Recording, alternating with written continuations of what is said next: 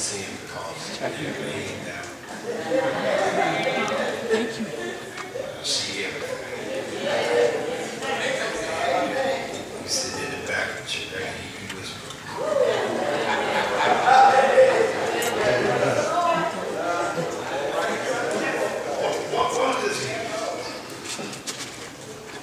One of the things that started on watch night, there were so many people that made a declaration that I'm going to lose weight. Wrong side. I'm going to lose weight this year. As a matter of fact, if you be honest, you made up in your mind. I'm going to wait until after Christmas.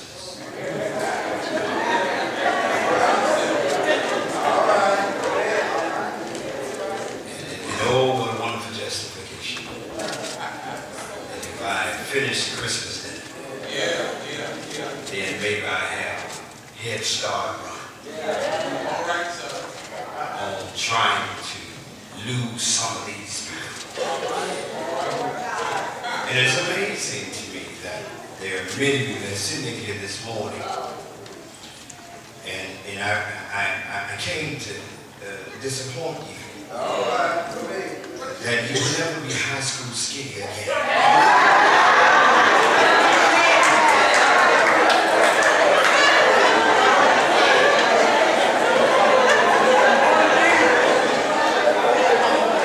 I'm just saying.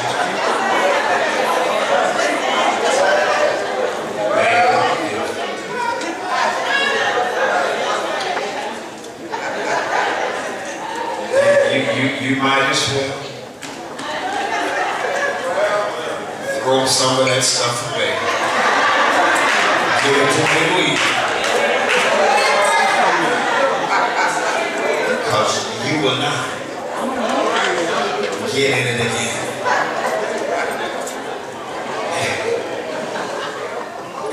And we have prescribed diet plans. There are more folk today that have more fitness equipment than ever before. I used to tease Sister Kim and others when they was doing what y'all call when they was doing Zumba down in the gymnasium. I never understood how you can do Zumba. Then go eat a box of greasy chicken.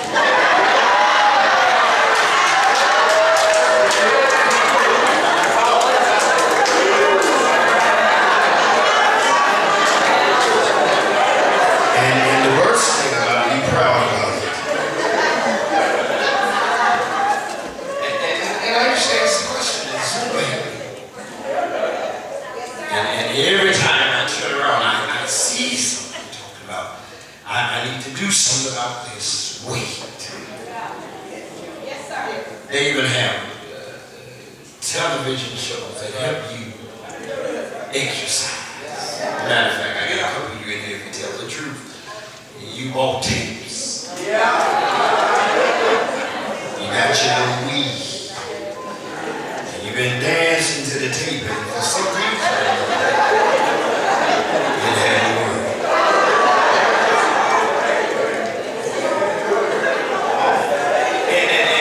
In corporate America, they now have the device, what you call the biggest loser. That person that can lose the most weight in a certain period of time.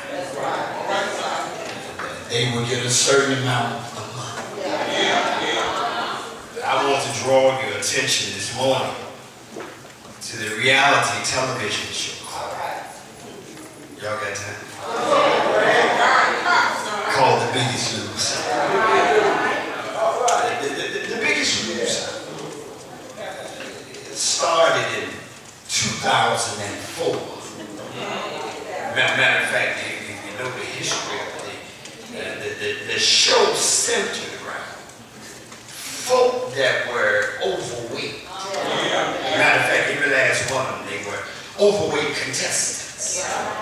Attempting to lose the most weight and then to fight for a cash prize. And come on, talk to me. Isn't it amazing? Everybody needs some motivation. One of the hardest things for a lot of you babies is to work out by yourself. Because that seems not to work too long.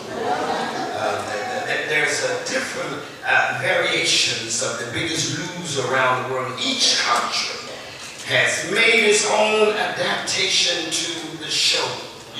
But however, the contestants always have the same goal. That is to lose the highest percentage of weight to become the biggest loser. Ain't no sense you being mad at the show because you didn't go on there. You've been trying to be the biggest loser in your house. But the wrath comes along in Hebrew. He's telling us about parenting. And he begins, it's amazing that we have been parented by God. That does not believe in time out. God parents us. I'll read to that in a few minutes. I feel like arguing that point. But the key word in the chapter is to endure. And Lord have mercy. And you will find that you got to have some patience to be able to endure. Now many of you babies that sitting here with me this morning, you struggle with endurance. And I discovered that it is not always the endurance that is struggling with. You're struggling with having patience to endure. So the writer talks about these Christians who were going through some times of testing. I picked it up in the 10th chapter, and you'll follow me in a minute. Then he talked about how they was tempted to give up. And man, when you trying to lose weight, thank you, Dwayne, you was in my message this morning. Dwayne like donuts. Shucks. Don't bring in no Krispy Kreme. I bet you can't eat one. There are other folk that got. Anybody got any food habits and don't raise your up with them? You struggle with you struggle with pushing back from you struggle. I ain't talking about y'all. I have a problem with Bluebell. I know it. I know Bluebell don't need to be around me nowhere. Don't bring no ruffles nowhere around me. Stop leaving me out here by myself. I got some banana lovers. I got some chocolate cake lovers. Let me get some of these women in here to help me. I got some Godiva lovers. You'll die for some Godivas, man. Don't let no chocolate come around you. And you struggle with it. And listen at your justification. I can have at least one. One ain't gonna bother me. I can at least have one. And guess what? I'm going to the gym tonight and work it off. But I'm gonna get on the treadmill. I'm gonna get on the elliptical. And any justification will do, especially when you're struggling with weight. Oh, hold on. This ain't no physical fitness class like this. So testing time came. And they got tempted.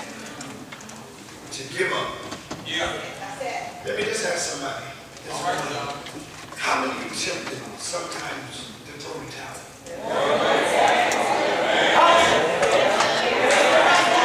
I didn't need to be honest. Is it anybody other than Brodie Johnson that feel like y'all too holy for me? You ever just had some days that it ain't your day? When you just want to get a thing. Matter of fact, you ever just do stuff that you wish everybody could understand how you feel? And you start saying, thank God you don't know how I feel.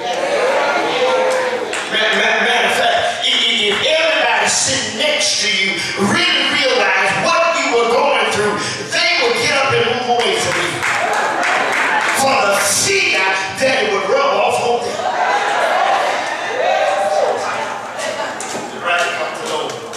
It comes along. Y'all already shall sing. The writer comes along and says, wherefore see we also are compared with such a great cloud. Oh my God, isn't that not wonderful? Yes, so I want to deal with that from over there, chapter 11. The reader decided to do something. He said, let me look back. And saw how many great saints of the Old Testament won the race of life through faith. Now, let me honest, the deacons help me here. Y'all ready to help me? Isn't it strange that you're sitting here this morning and think that you don't want somebody going through anything? But what about your parents? Now, let me loop in right quickly. You ought to thank God for having a great mother. I don't know about your mama, but mine is. You ought to thank God for good parents. It's a blessing to have good parents. Watch, I'll tell you what, if you don't appreciate your parents, wait until they're gone and you pick up the phone and try to call them. So when you look at parenting, there were some folk that had gone on before you. They paved the way. Can I say that for a moment? Let me find some parents in here that couldn't buy themselves something because you had bad children. Good, come on. I mean, you had to go without just to make sure your children had something. And guess what? It is amazing to me how many children really don't understand what you've been through just so that they can have some napkins on their feet.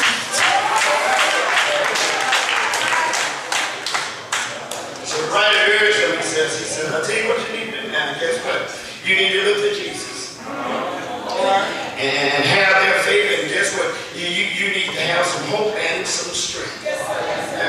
So the picture here is of arena. The spectators are the heroes of faith that's listed in the previous chapter. You can't understand chapter 12 until you read chapter 11. No, you cannot understand, you cannot dissect, you cannot exegete chapter 12 until you deal with chapter 11. Chapter 11 and chapter 12 got to be read together because 11 leads into 12 and 11 talks about folk that's going to show up in chapter 12. If the Christian are to win the race, they must get rid of some right and some sin. Everybody was kind of happy when we was shouting for them. Jesus with the cavalry. We was happy about that, but now when you're ready with it. And see, you ain't interested in being not the biggest. See, when you talk about losing some weight, and I'm not talking about physical weight. There are other weights in our life that is destroying us. It has nothing to do with your health. Stay with my fellow preacher. Stay with me. So I got to meet her. She wanted to help us. You know, see, anytime you're talking about losing, there are some things that you got to keep in mind. First of all, you have to realize that you're too heavy.